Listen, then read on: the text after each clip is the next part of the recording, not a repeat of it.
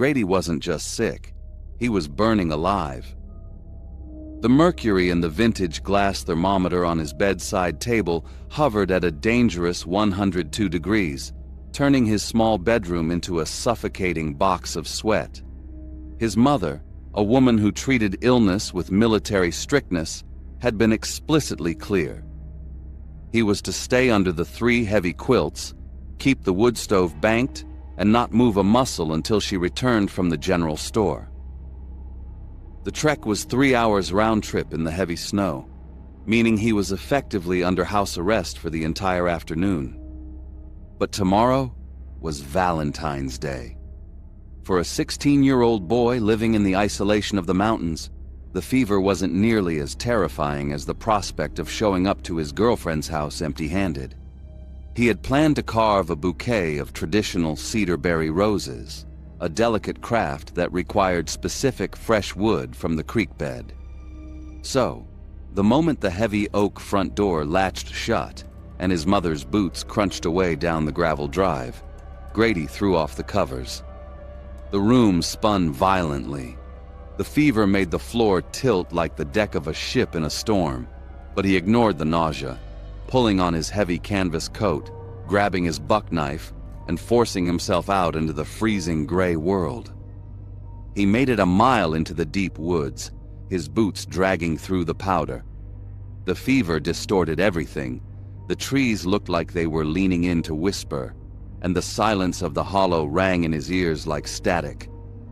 He reached the cedar thicket near the frozen creek bed and dropped to his knees, his hands shaking so badly he could barely grip the handle of the knife. He managed to slice the first curl of bark, the smell of fresh sap cutting through the cold air. But just as he settled into the rhythm, a sound ripped through the valley. It wasn't a bobcat. It was a scream, high-pitched, jagged with terror, and unmistakably human. To Grady's fever-soaked brain, it sounded exactly like his mother.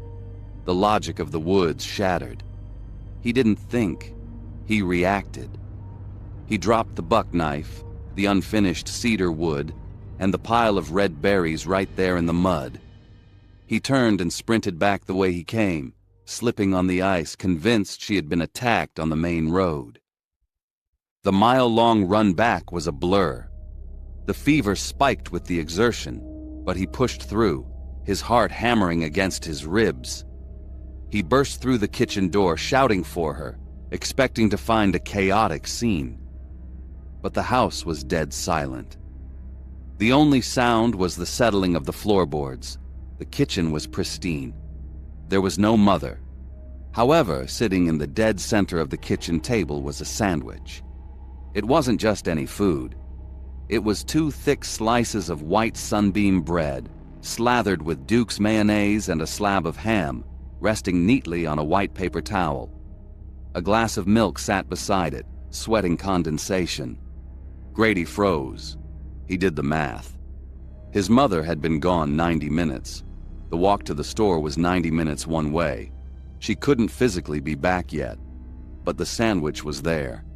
He touched the crust, cool, fresh. The mayo hadn't yellowed. He tried to rationalize it.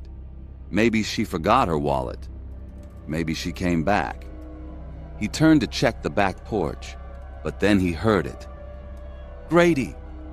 The whisper came from the front of the house. It was soft, maternal, and terrifyingly close, right outside the window. He spun around and rushed to the glass. The yard was desolate. The driveway was an unbroken sheet of white. There were no footprints. But the rocking chair was moving. The heavy wooden rocker on the porch was swaying violently.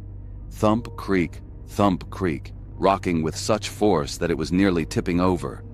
It moved as if someone had been sitting in it 2 seconds ago and had launched themselves out of it the moment Grady touched the curtain. Grady snapped.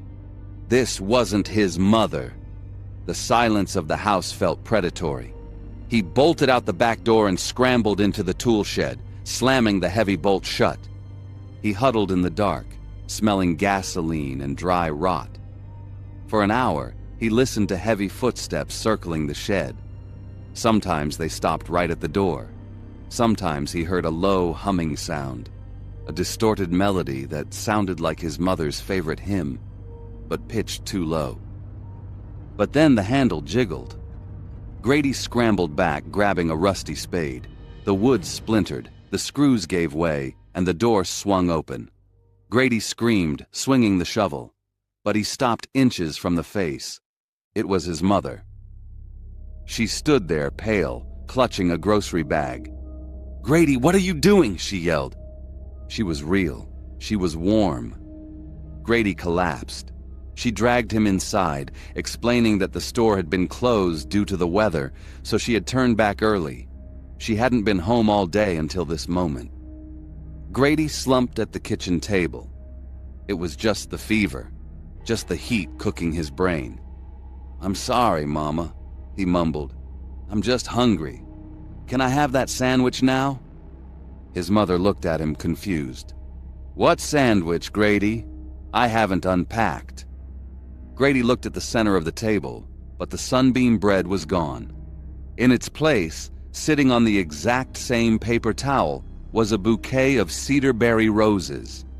They were perfectly carved, stripped clean, and smelled of fresh sap. The blood drained from Grady's face.